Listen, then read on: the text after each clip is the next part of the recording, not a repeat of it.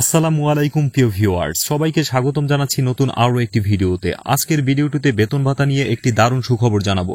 আজকের ভিডিওটিতে দুইটা বিষয় নিয়ে আলোচনা করব, তা হলো সরকারি চাকরিজীবীরা মে মাসের বেতন অগ্রিম পেতে চাচ্ছেন কিনা এবং বেসরকারি স্কুল কলেজে কর্মরত এমপিওভুক্ত শিক্ষক কর্মচারীরা মে মাসের বেতন নিয়ে আরও একটি সুখবর জানাবো। ভিডিওটি খুবই গুরুত্বপূর্ণ হতে যাচ্ছে, তাই ভিডিওটি না টেনে সম্পূর্ণ ভিডিওটি দেখার অনুরোধ রইল। এবং আপনি যদি আমাদের চ্যানেলে নতুন হয়ে থাকেন তাহলে ভিডিওটি একটি লাইক দিয়ে আমাদের চ্যানেলটি সাবস্ক্রাইব করবেন। চলে যাচ্ছি বিস্তারিত আলোচনায়। প্রথমেই আসি সরকারি চাকরিজীবীরা মে মাসের অগ্রিম বেতন পাবেন কিনা। আপনারা জানেন আগামী 7 জুন পবিত্র ঈদুল আজহা উদযাপিত হবে এবং এবছর সরকারি চাকরিজীবীরা টানা 10 দিন ছুটিতে যাচ্ছেন। তাই প্রথম থেকেই একটা গুঞ্জন শোনা যাচ্ছিল হয়তো পবিত্র ঈদুল ফিতরের মতো ঈদুল আজহাতেও অগ্রিম বেতন পেতে যাচ্ছেন সরকারি চাকরিজীবীরা।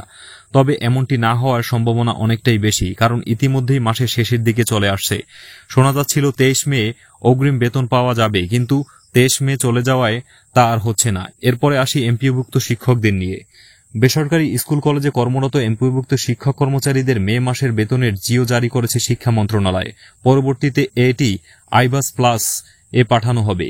এরপর মে মাসের বেতন ব্যাংকে পাঠানো হবে বলে জানা গেছে মে মাসের মোট 3,78,424 জন শিক্ষক কর্মচারীরা বেতনের জিও জারি হয়েছে।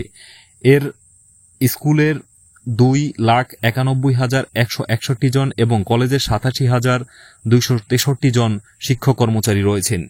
এ বিষয়ে মাধ্যমিক ও উচ্চ মাধ্যমিক অধিদপ্তরের খন্দকার আজিজুর রহমান দ্য ডেইলি ক্যাম্পাসকে বলেন, মে মাসের বেতনে জিও জারি হয়েছে, তবে এটি এখনই পাঠানো হবে না।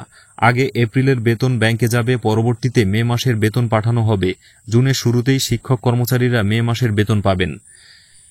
এপ্রিল মাসের বেতন কবে ব্যাংকে যাবে এমন প্রশ্নের জবাবে আইএমআইএস সেল প্রধান জানান, আইবাস থেকে এখনও এপ্রিল মাসের বেতন বকেয়া উৎসব ভাতা দেওয়ার কার্যক্রম শেষ করতে পারেনি। সেজন্য আজ ব্যাংকে টাকা পাঠানো সম্ভব হয়নি। আশা করা যাচ্ছে আগামীকাল রোববার অথবা আগামী সোমবার শিক্ষক কর্মচারীদের এপ্রিলের বেতন সহ বকেয়া এবং উৎসব ভাতার অর্থ ব্যাংকে পাঠানো সম্ভব হবে। জানা গেছে সরকারি কর্মকর্তা কর্মচারীরা ইএফটির মাধ্যমে বেতন ভাতা পান। তবে বেসরকারি শিক্ষা প্রতিষ্ঠানে কর্মরত এমপিওভুক্ত শিক্ষক কর্মচারীদের বেতন ভাতা সরকারি কোষাগার থেকে ছাড়া হলেও তা রাষ্ট্রায়ত্ত 8টি ব্যাংকের মাধ্যমে আনলক পদ্ধতিতে ছাড়া হয়। এই অর্থ তুলতে শিক্ষকদের নানা ভোগান্তিতে পড়তে হতো। এর পরিপ্রেক্ষিতে গত 5 অক্টোবর বিশ্ব শিক্ষক দিবসে ইএফটিতে বেসরকারি শিক্ষকদের এমপিওর বেতন ভাতা দেওয়ার ঘোষণা দেওয়ায় শিক্ষা মন্ত্রণালয়।